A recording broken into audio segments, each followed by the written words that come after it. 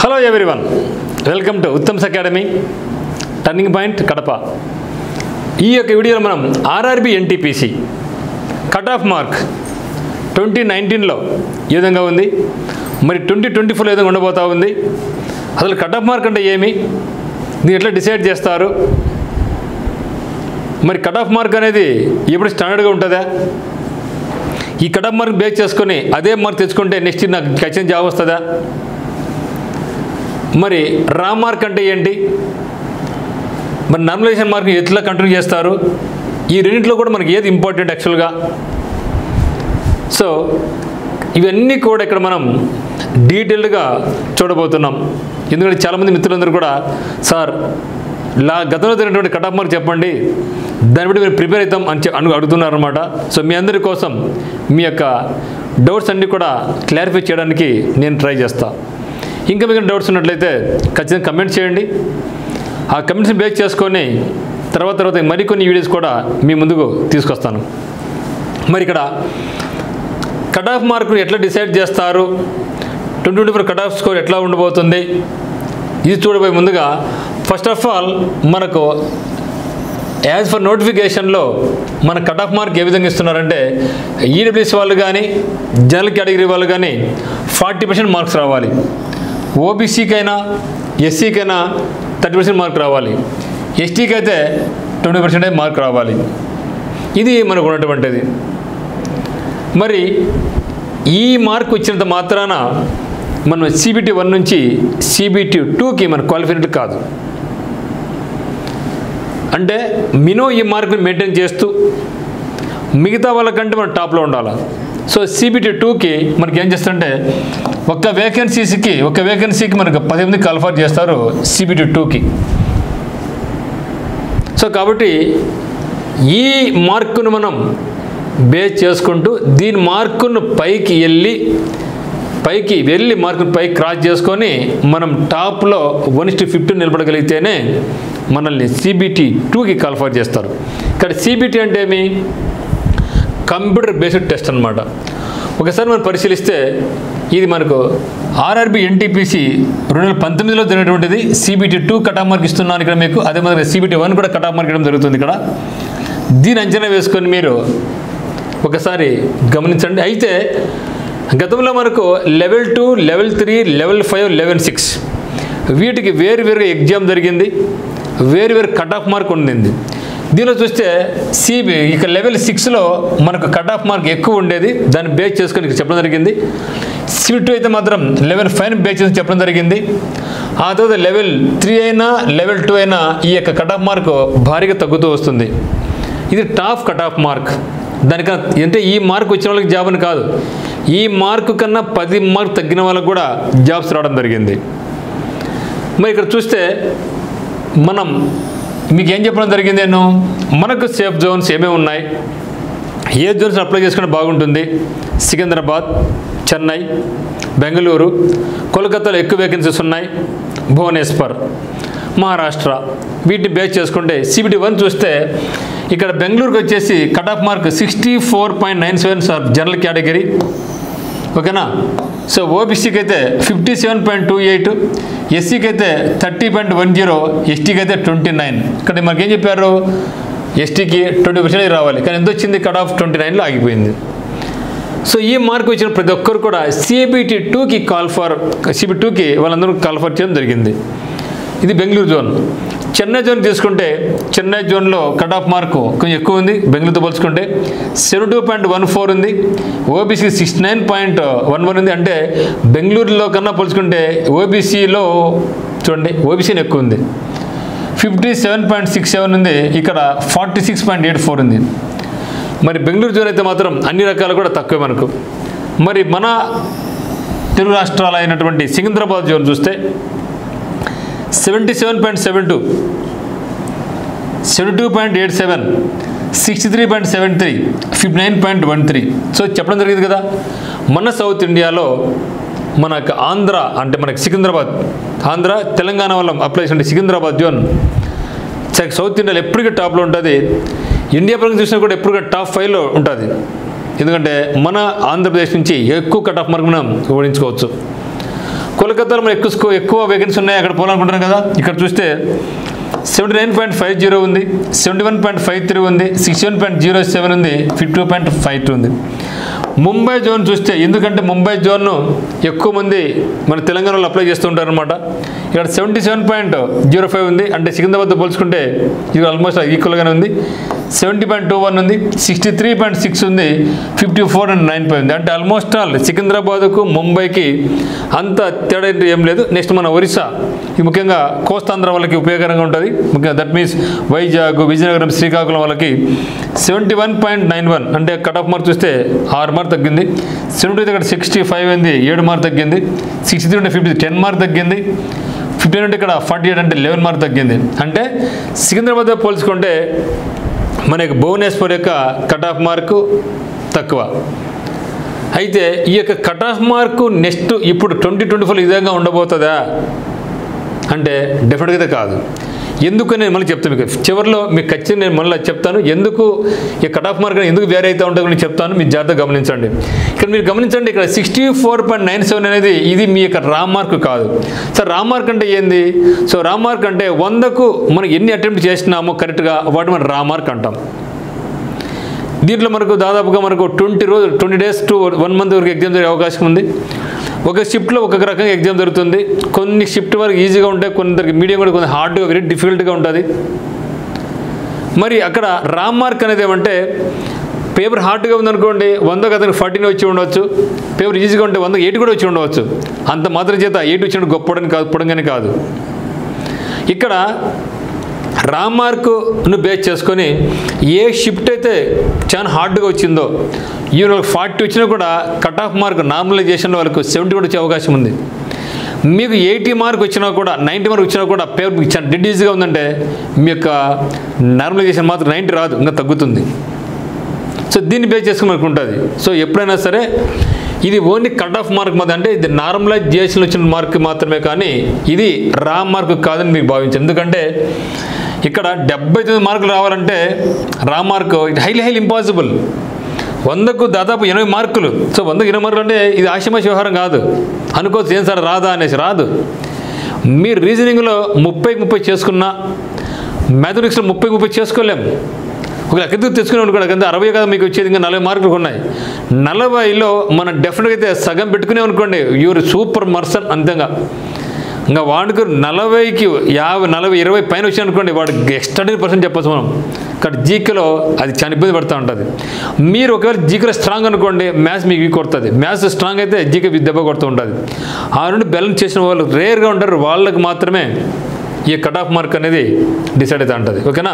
So కాబట్టి ఇది please remember, ఇది రా మార్క్ కాదు, ఇది only normalisation mark. Sir normalisation mark ఎట్లా చేస్తారు అంటే ఆ యొక్క షిఫ్ట్లో ఎంతమంది ఎగ్జామ్ రాసినారో మీకు టోటల్ మార్క్ అంతా యాడ్ చేసుకుంటాడు. టోటల్గా అంటే 0 మార్క్ వచ్చినవాడు కానీ మైనస్ మార్క్ వచ్చినప్పుడు కూడా మార్క్ తీసుకొని టాప్ 100కు 100 వచ్చినా కూడా రాదు, వచ్చినా కూడా ఆ మార్కులు అన్నీ కలుపుకొని సపోజ్ 1000 మంది రాశారు మీకు షిఫ్ట్ ఎగ్జామ్, మీ యొక్క షిఫ్ట్లో 1000 మంది రాశారు అనుకోండి. సపోజ్ 1000 మందికి ఎంత స్కోర్ వచ్చింది అందరి మార్కులు లేపేస్తాడు.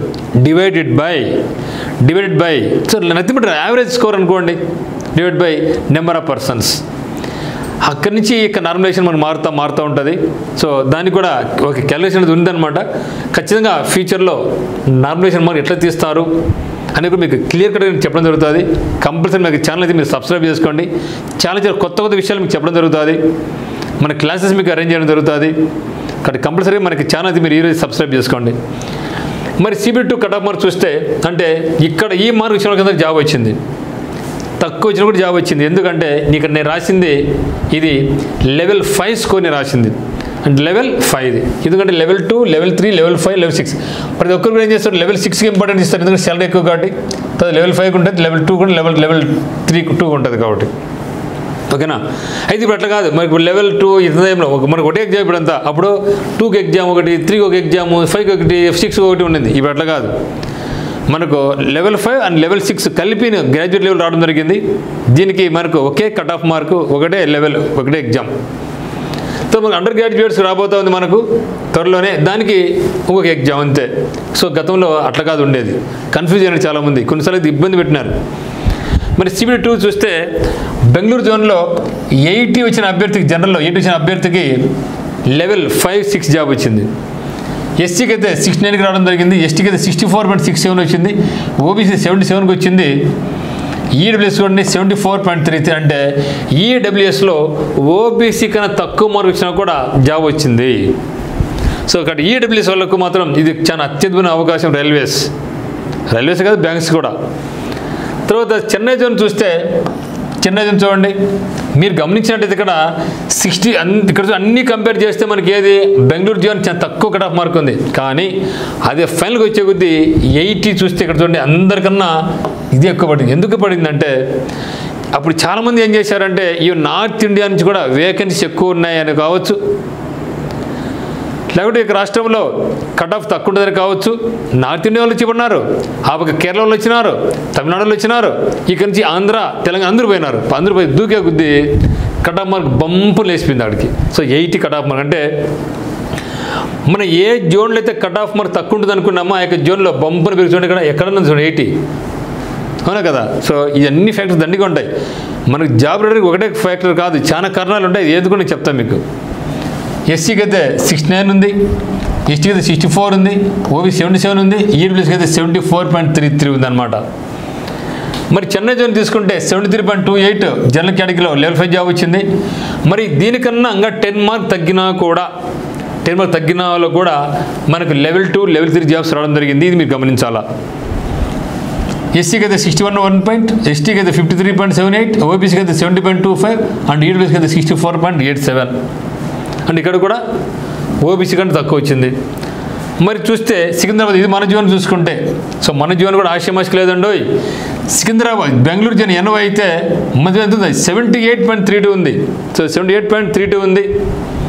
ఎస్సీ కేటగిరీ 68.57 ఉంది, ఎస్టీ 66.22 ఉంది, ఓబీసీ 76.64 ఉంది, ఈడబ్ల్యూఎస్ 74.96 ఉంది.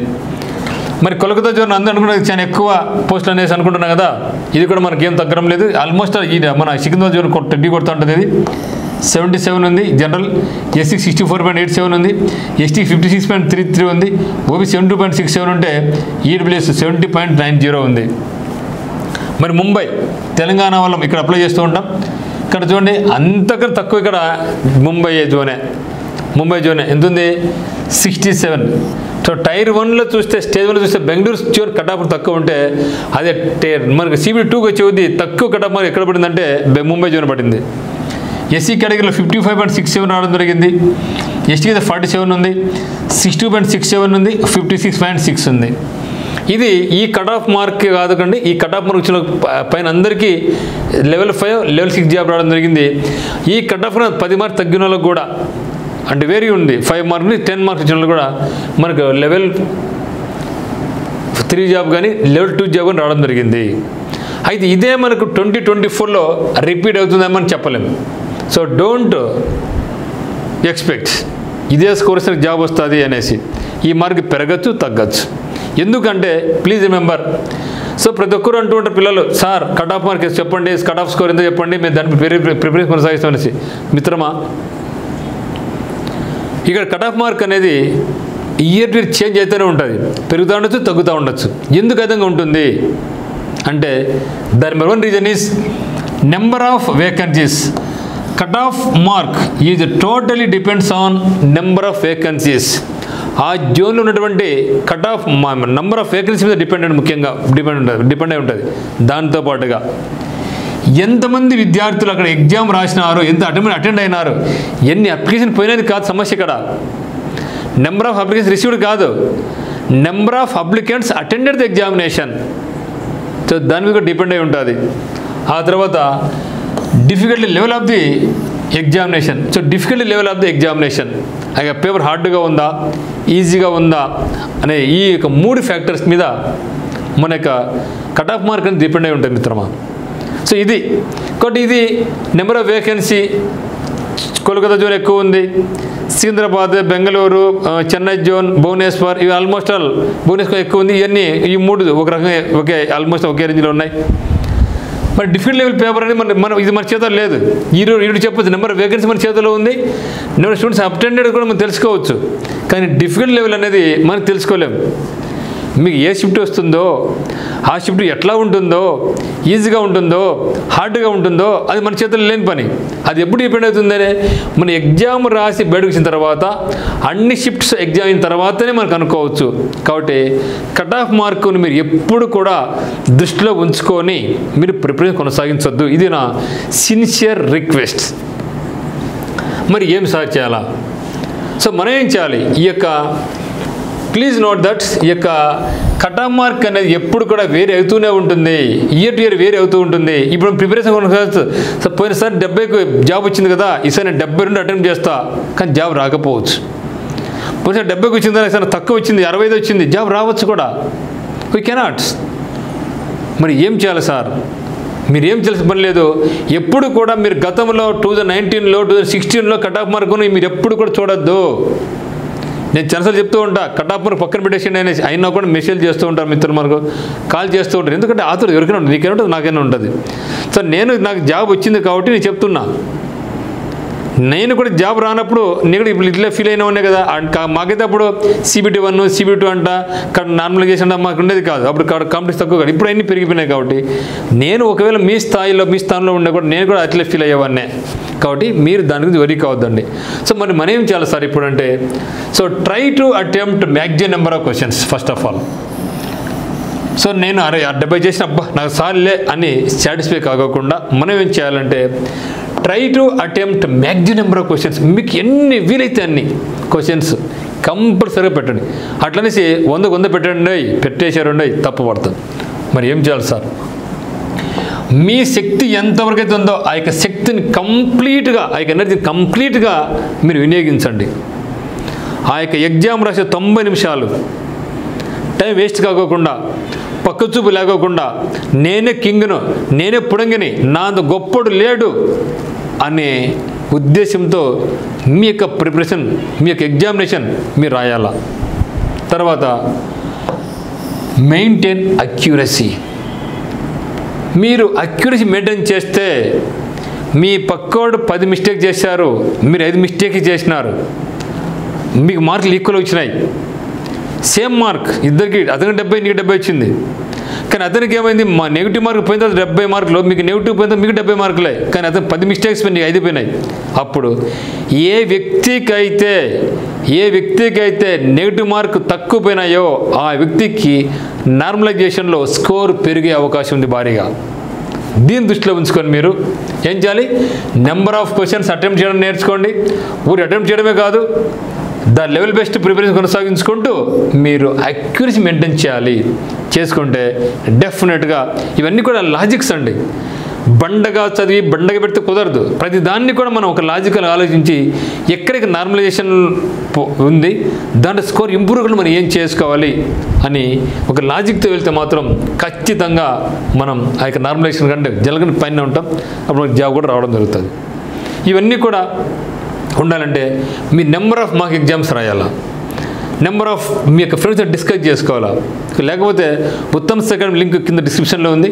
మీకు నెక్స్ట్ మండే నుంచి మన టెస్ట్ సిరీస్ ప్రారంభించబోతున్నాం. దాదాపుగా మీకు 100+ టెస్టులు మీకు అందిస్తున్నాం. ఆ యొక్క ఎగ్జామ్స్ 100 రాసుకొని దాన్ని ప్రిపరేషన్ కొనసాగించుకొని గ్రూప్ డిస్కషన్ చేసుకుంటే మాత్రం జాబ్ ఖచ్చితంగా పడాల్సిందే. మీకు తెలుస్తుంది అనమాట ఎట్లా ఏమైనా తెలిసిపోద్ది. మరి ఆఫ్లైన్ కోచింగ్ కావాల్సిన వాళ్ళు టర్నింగ్ పాయింట్ కోచింగ్ సెంటర్ కడపకు రావచ్చు. ఇక్కడ మార్నింగ్ కొత్తగా మనం డిజైన్ చేస్తున్నాం. మార్నింగ్ 6 o'clock నుంచి నైట్ 10 వరకు ఎగ్జామినేషన్స్, క్లాసెస్, మొబైల్ను కొంచెం పక్కన పెట్టే విధంగా కంప్లీట్గా పేపర్ వర్క్తోనే మిమ్మల్ని చదివిస్తూ ప్రాక్టీస్ చేయిస్తూ ఇక్కడ టర్నింగ్ పాయింట్లో మేము చేయడం జరుగుతుందన్నమాట. ఇక్కడ మీకు ఇష్టం వాళ్ళు మీరు డైరెక్ట్గా కడపకు లగేజ్ మీరు రావచ్చు అనమాట. మీకు ఏ డౌట్స్ ఉన్నా కూడా 8688080880 మీకు కాల్ చేయండి. Exclusive coaching for RRB NTPC. RRB NTPCలో జాబ్ పొందడమే లక్ష్యంగా ఇక బ్యాచ్ అనేది రన్ చేయడం జరుగుతుందన్నమాట. సో రియల్ ఇంటెన్సివ్ ప్రోగ్రాంలో భాగంగా మార్నింగ్ 6 to 7:30కి ఎగ్జామ్ జరుగుతుంది. RRB NTPC జరుగుతుంది. తర్వాత ఎక్స్ప్లెనేషన్, క్లాసెస్ ఇవన్నీ కూడా ఇక్కడ మీకు నేర్పించబడతాయి. ఒకే ప్రాంగణంలో హాస్టల్ ఉంటుంది, క్లాసెస్ ఉంటాయి, లైబ్రరీ ఉంటుంది, స్టడీ హాల్ పరంగా ఉంటాయి. ఇవన్నీ కూడా ఒకే రోజు మీకు లభిస్తాయి. టైం ఎక్కడ వేస్ట్ కాదు. నా స్వీయ పర్యవేక్షణలోనే ఇదంతా కూడా మీకు రన్ అవుతుందన్నమాట. సో ఒకటి ఆఫ్లైన్ కోచింగ్ కావాల్సిన అయితే మాత్రం కంపల్సరీగా మన టర్నిబిల్ని జాయిన్ కండి. మరి ఆన్లైన్ రాలేని వాళ్ళకు ఆన్లైన్ పరంగా అయితే మాత్రం మీకు టెస్ట్ సిరీస్ అత్యద్భుతంగా డిజైన్ చేయడం జరుగుతుంది అనమాట. 100కు పైగా టెస్టులు మీకు అందిస్తున్నాం. ఇవన్నీ కూడా మీకు మండే నుంచి అందుబాటులో ఉంటుందన్నమాట. కోచింగ్ కూడా మీకు మండే నుంచి మీరు లగేజ్ డైరెక్ట్గా మీరు చేయొచ్చు. ఆల్రెడీ బ్యాచ్ కూడా రన్ అవుతూ ఉంది. సో నెక్స్ట్ బ్యాచ్ మీకు మండే స్టార్ట్ అవుతుంది అనమాట. సో అందరూ కూడా ఈ యొక్క అవకాశం వినియోగించుకోండి. సో ఇంకా మీకు ఏమైనా డౌట్స్ ఉంటే ఖచ్చితంగా కింద కమెంట్ తెలియపరచండి. ఖచ్చితంగా మీకు రెస్పాండ్ కావడం జరుగుతుంది. Thank you for watching.